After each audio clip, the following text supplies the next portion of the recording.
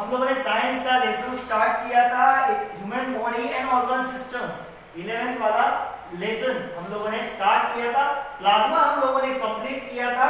Okay, और next जो है वो ब्लड वेसल्स। ओके, क्या लिखा हमने?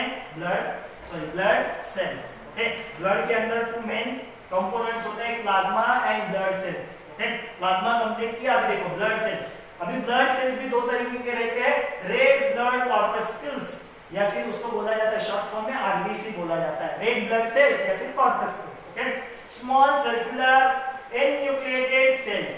ओके, ये कैसे रहते हैं? Small circular and enucleated cells रहते हैं। ओके, नेक्स्ट आगे क्या दिया है? This cells appear red. अभी ये सेल्स को रेड ब्लड सेल्स क्यों बोला गया? रेड ब्लड सेल्स ऐसा क्यों बोला गया है वहां पे? क्योंकि उसमें रहता है हीमोग्लोबिन। इस ब्लड सेल्स में क्या रहता है? हीमोग्लोबिन। एन्यूक्लिएटेड यानी इसके अंदर न्यूक्लियस नहीं होता। ओके, उसको बोला जाता है एन्यूक्लिएटेड। ओके, और इसको रेड कलर क्यों आता है? इस ब्लड सेल्स को रेड कलर क्यों आता है? Because of haemoglobin. Because of haemoglobin oxygen dissolves in the blood due to the haemoglobin. अभी ये ब्लड में हीमोग्लोबिन होता है, उसकी वजह से ब्लड को रेड कलर आता है। ये हीमोग्लोबिन का काम क्या है ब्लड में?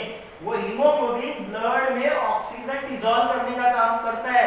जो लंग्स से हम लोग को ऑक्सीजन मिलता है, ओके, वो डिसॉल्व ब्लड में डिसॉल्व करने का काम हीमोग्लोबिन करता है। अगर ब्लड में हीमोग्लोबिन कम है तो ऑक्सीजन डिसॉल्व नहीं होगा और एनर्जी नहीं बनेगा। Okay, 50 to 60 lakh RBC are present in each cubic millimeter of the blood. Okay, इतना ऑलमोस्ट RBC होता है each cubic millimeter। मिलीमीटर देखो कितना छोटा डिस्टेंस, स्केल के ऊपर एक लाइन, स्केल का वो एक लाइन। ओके, जो सेंटीमीटर का देखो 1 सेंटीमीटर में ऐसे 10 वर्टिकल लाइंस होता है। ओके, उसका एक लाइन यानी 1 मिलीमीटर। ओके, उसके 1 मिलीमीटर के अंदर 1 क्यूबिक मिलीमीटर अगर हम लोगों ने लिया तो उसके अंदर इतने आरबीसीज रहते हैं। Okay, RBCs are produce in red bone marrow. Okay, bone के अंदर जो पार्ट होता है उसको बोलते हैं रेड बोन मैरो, उसके अंदर ये आरबीसीज बनते हैं and live for about 100 to 127 days. ये आरबीसी बनने के बाद इतने टाइम तक वो रह सकते हैं। नेक्स्ट है व्हाइट ब्लड सेल्स, उसको बोला जाता है डब्ल्यूबीसी। ओके, ये लार्ज रहते हैं, न्यूक्लिएटेड यानी इसके अंदर न्यूक्लियस होता है, कलरलेस होते हैं, इसके लिए उनको व्हाइट बोला है। ओके, ऑलमोस्ट कितने होते हैं? 5000 to 10000 WBC are present in per metre cube of the blood. Okay, per metre cube of the blood में इतने WBCs होते हैं। 5 types of WBCs are present. कौन कौन से टाइप के WBC रहते हैं? बासोफिल्स रहता है, एसिनोफिल्स रहता है, न्यूट्रोफिल्स रहता है, मोनोसाइट्स एंड लिम्फोसाइट्स। ऐसे अलग-अलग तरीके के WBCs है। ओके, WBC भी बहुत इंपॉर्टेंट है। Okay, WBC are produce in, ये भी रेड बोन मैरो के अंदर ही प्रोड्यूस होते हैं। ओके, बोन के अंदर का पार्ट जो रहता है, ओके, उसको बोलते हैं मैरो, बोन मैरो बोलते हैं, उसके अंदर ही प्रोड्यूस होते हैं। And WBC acts as a soldier in our body। ये इंपॉर्टेंट है, एग्जाम में पूछते हैं सोल्जर यानी क्या? सोल्जर क्या काम करते हैं? प्रोटेक्ट करने का काम करते हैं।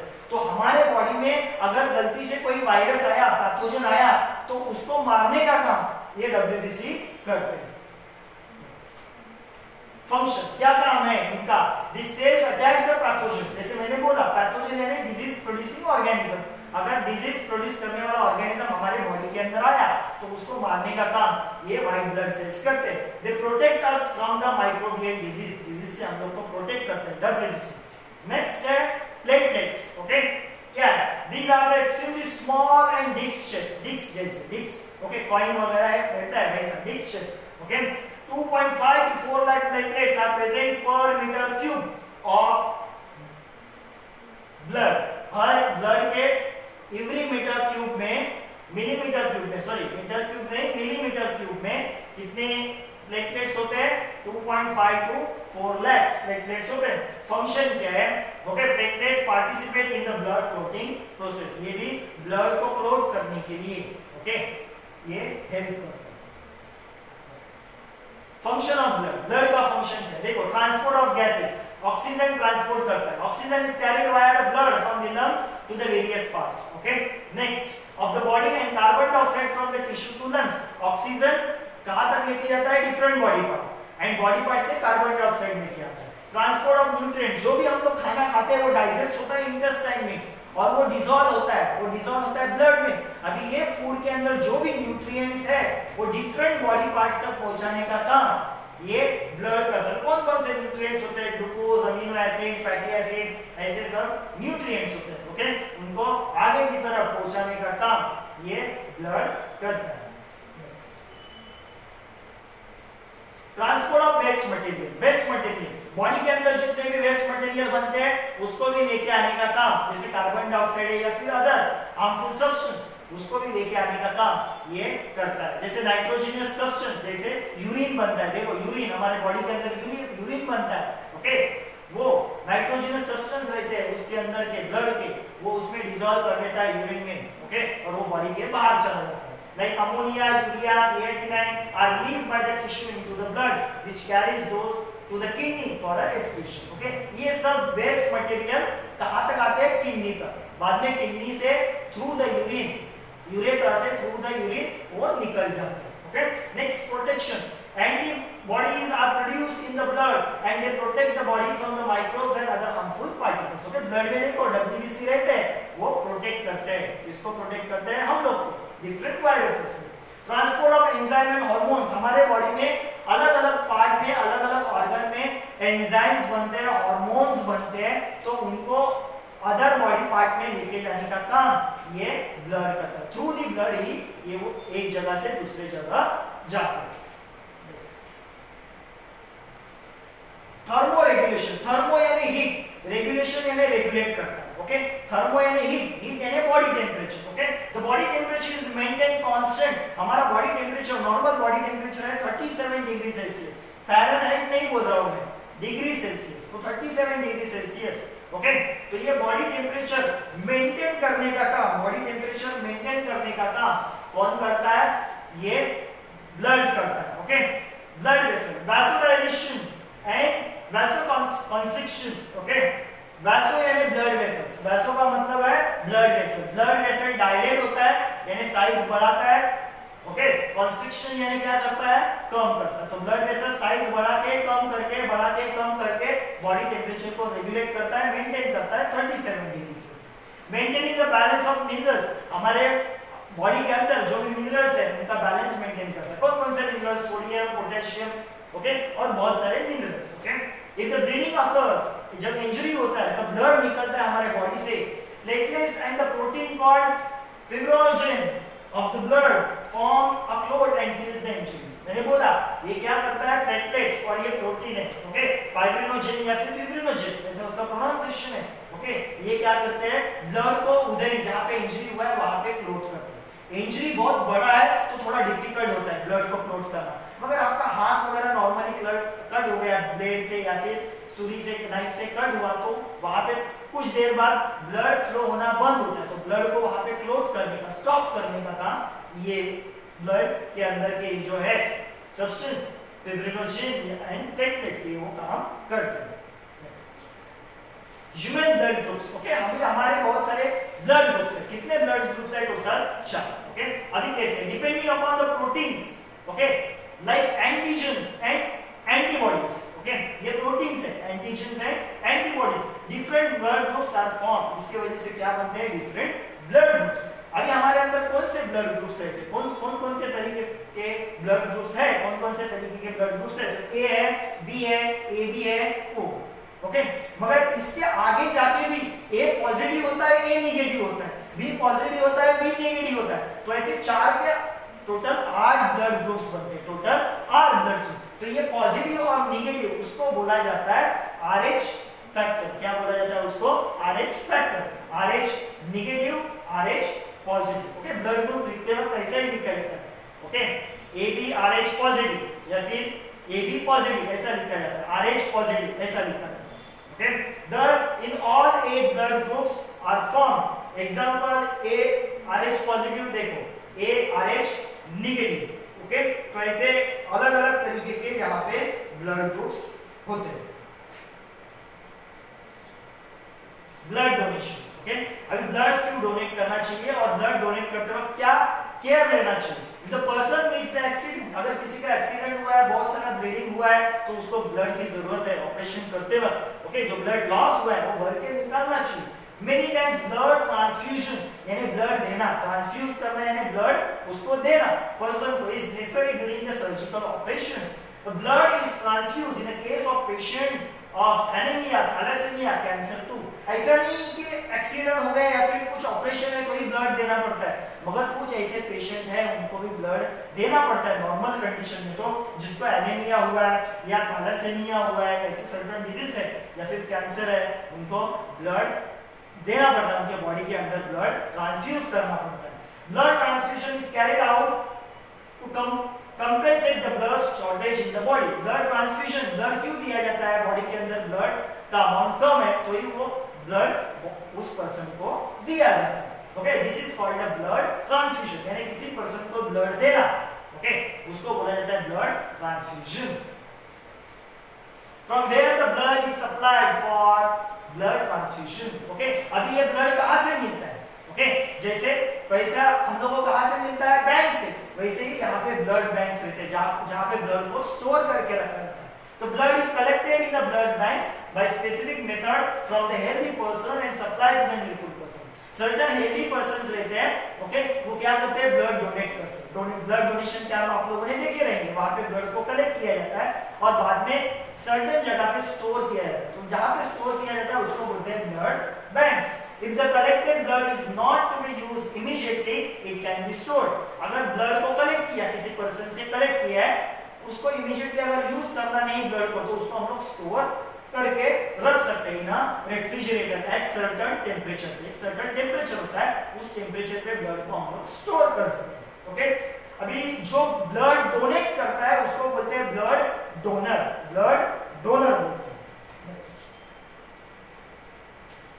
ब्लड रेसिपिएंट, जो जिसको ब्लड दिया जाता है उसको बोला जाता है blood recipient. Okay, the persons of blood group O, जिसका ब्लड ग्रुप ओ है, can donate the blood to the person having any other blood group. जिसका ब्लड ग्रुप ओ है वो किसी को भी ब्लड दे सकता है, यानी उसका ब्लड किसी को भी यूज कर सकते हैं, ए बी बी, ओके, या फिर ओ वाले को भी यूज कर सकते हैं। ओके, तो इसको बोला जाता है, इसको जो ओ वाले ब्लड ग्रुप वाले पर्संस को बोला जाता है यूनिवर्सल डोनर, यानी वो किसी को भी दे सकता है। वैसे ही जिसका ब्लड ग्रुप ए बी है, क्या है, ए बी, उसको कौन सा भी ब्लड यूज हो सकता है, ए वाले का भी, बी वाले का भी, ओ वाले का भी, ओके, और ए बी वाले का भी। तो ये एक्सेप्टर है, यूनिवर्सल एक्सेप्टर, उसका किसका भी ब्लड चलेगा। ओके, बट किसका भी चलेगा, यानी कौन सा भी दे सकते हैं ऐसा नहीं। ब्लड देने से पहले, ट्रांसफ्यूजन करने से पहले उसको पहले चेक किया जाता है। ओके, नेक्स्ट उन्होंने आगे दिया है person of blood group O is called universal donor, क्योंकि वो किसी को भी दे सकता है।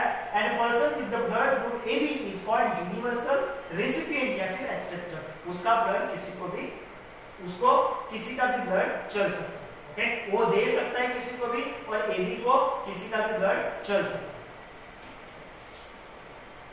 Blood groups are hereditary and depends upon the genes inherited by the parents. Okay, अभी ब्लड ग्रुप्स जो है वो हेरिडिटी यानी आपके मदर फादर का जो ब्लड ग्रुप रहेगा उसी की तरह का ब्लड ग्रुप आपके अंदर आएगा, वो heredity. Okay, and depends upon the genes inherited from the parent. Parent के कौन से जीन्स हमारे अंदर जाते हैं उसके हिसाब से ये ब्लड ग्रुप हमें आता है। Blood transfusion is perform only after the blood group matching. जब ब्लड ग्रुप मैच होता है एक पर्सन का दूसरे, अगर ए ब्लड ग्रुप वाला पर्सन है, उसको अगर ब्लड ग्रुप देना है तो हम लोग एक तो ओ वाले का दे सकते हैं या फिर ए वाले का ही दे सकते हैं। तो मैच करना जरूरी। If it is done without the matching, अगर ब्लड ग्रुप हम लोगों ने मैच किए बगैर दे दिया तो it can be a fatal. Okay, यानी फैटल का मतलब है वो पेशेंट मर भी सकता है।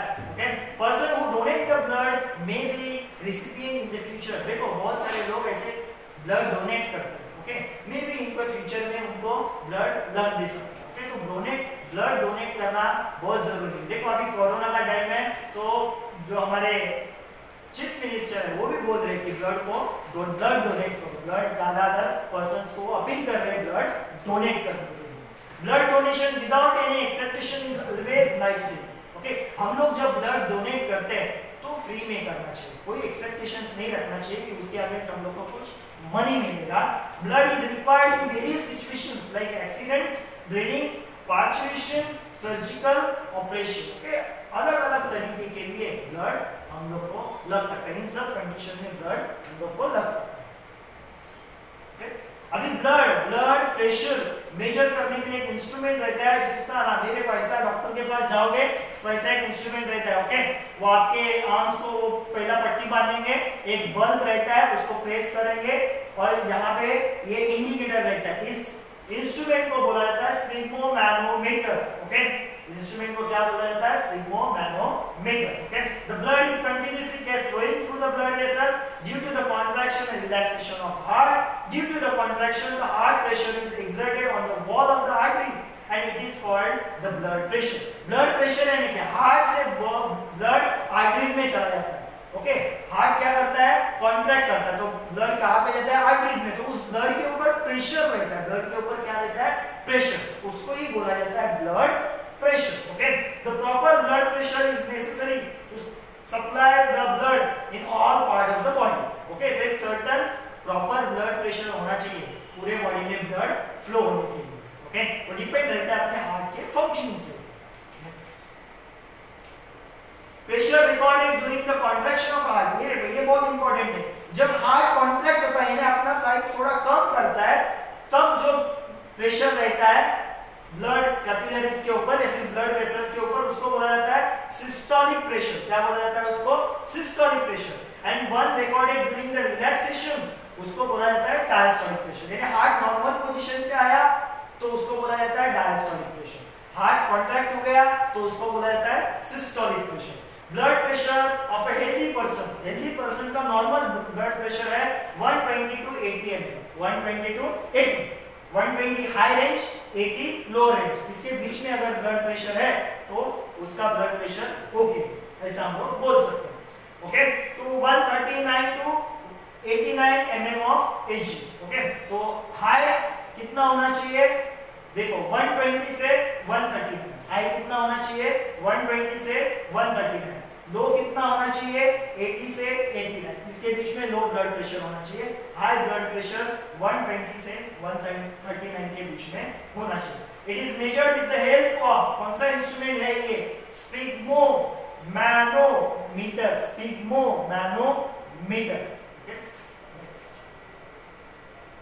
हाइपरटेंशन यानी हाई ब्लड प्रेशर। ओके, अभी हाई ब्लड प्रेशर का सिचुएशन कब आता है? High blood pressure then the normal is referred to as hypertension. Normal blood pressure जो है उससे अगर ज्यादा ब्लड प्रेशर हुआ तो उसको बोलते हैं हाइपरटेंशन।